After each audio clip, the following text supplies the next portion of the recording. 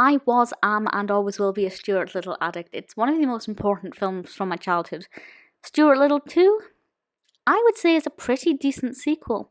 So I'm not going to spoil the plot in any great detail, so if you haven't seen it and just want to know if it's worth watching, well, to be honest, from an adult perspective now, it's not the greatest film in the world, but I think if you like Stuart Little, the first film, I think this is one you will enjoy because it does retain a lot of those qualities that the first one kind of used to be so great.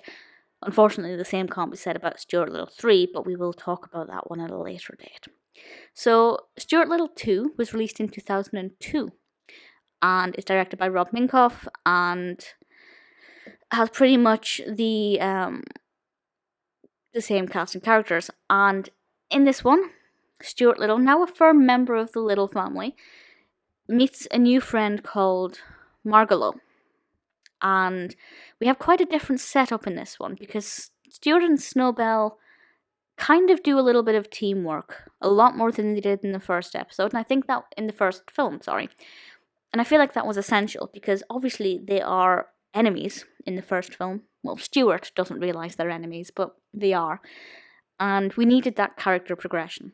And I'm not saying they're the best of friends, but I think Snowbell progresses really nicely, and I never thought I'd say that about a cat, a character of a cat who's voiced and not really very prominent, but actually even that character has some nice progression to it, and they have to travel across the city to help their friend Margalo, voiced by Melanie Griffith.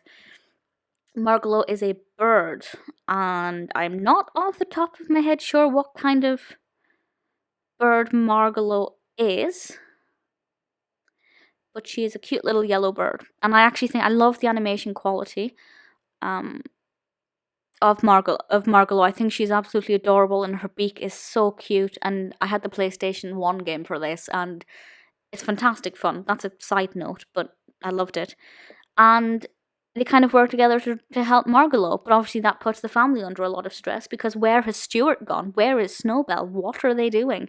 And, they go searching for him and it gets a little bit emotional because they don't know where Stuart is, and Stuart and Snowbell are under a lot of pressure. Stuart, obviously being out in the big wide world, he could succumb to the elements. He's in a lot of danger. There's traffic, there are footsteps, there are wild animals.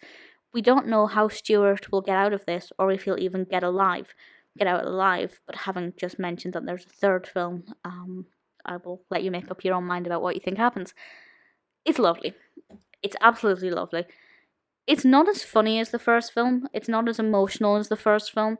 And I think that's mainly because Stuart now feels his place in the Little family.